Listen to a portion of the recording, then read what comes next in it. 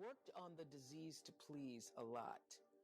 And as you've heard me say, that in 1989, I had a really big breakthrough with that, reading Gary Zukav's book on intention.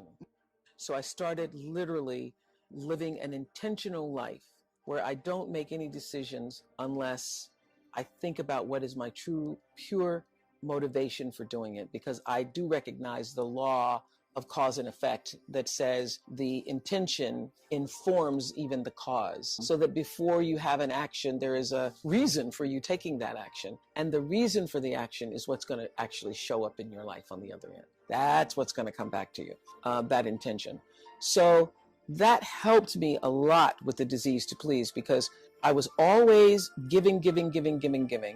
And then I was always so thrown when people would come back and ask for more. And I couldn't understand why they were asking for more. Well, people ask for more because your reason for giving it is so that they think that you're nice. That's your real intention. Well, they do think you're nice. They do think you're nice, and that is why they keep coming back. They come back because you're the nice one. You're going to say yes when even you mean no. So you're the person I'm going to call to go pick up my kids when I can't or don't want to, because you're going to say yes even if you don't want to do it. So that's why people keep coming back, when your intention is not really clear. So that took a lot of fear away from me. But at least for me, clarity of intention helped me live a more fearless life. You cannot live a brave life without disappointing some people. But those people who get disappointed, it's really okay. The people who really care for you, the people who are rooting for your rise, will not be disappointed. The only people who are disappointed are people who have their own agenda, and their agenda is not aligned with your agenda. And that's how I make myself brave. I say, well, the people who really care about you, who want you, who are rooting for your rise, those people who are rooting for your rise, they're going to be okay when you say no. I never read any comments that are coming from negative people. If I start to read something and shut it down, I will not take that in. I have a kitchen cabinet, and I've had a kitchen cabinet since the beginning of my career.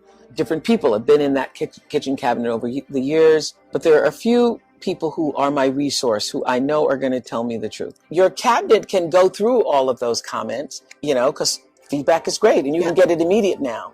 Your cabinet will go through and they can share with you the things, even that are negative, but that are not mean-spirited. I'd come off the glory and the victory of 25 years of the Oprah show, and was trying to put together the pieces of building a network without the right pieces. I really was trusting other people's ideas about how to do it. And it wasn't until I had the good sense to bring in my own team of people whom I'd been working with for, the past decade, that things start to actually fall into place for me.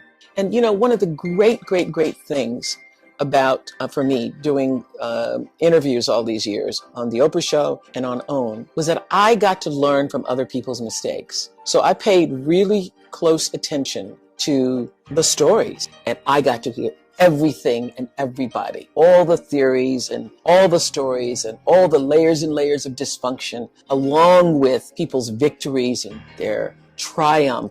I took it in. I was a student of it. I wasn't just a talk show host. I was a student. I became a student of life, other people's lives, and how to live well by listening to those stories. So I paid real attention. I'm at a point in my life where I can literally rejoice in the knowing space that I hold. There's a sense of confidence that can only come, I think, when you know and are assured that you are living life well, and not from the point of view of having a lot of things, but living life from the center space. When you're living bravely. When you're living bravely because you're living your truth. It was during my show that I absolutely learned for sure, for myself, through other people's stories, that there really isn't any such thing as failure. And I could see the thread of courage that was required every time you fell down. I could also see that failure was just there to inform you to move in a different direction. It's just there to say, hey, not this way, over here, not over there, wrong place. And once I figured that out, it became easier to be brave. For me, education is about the most important thing.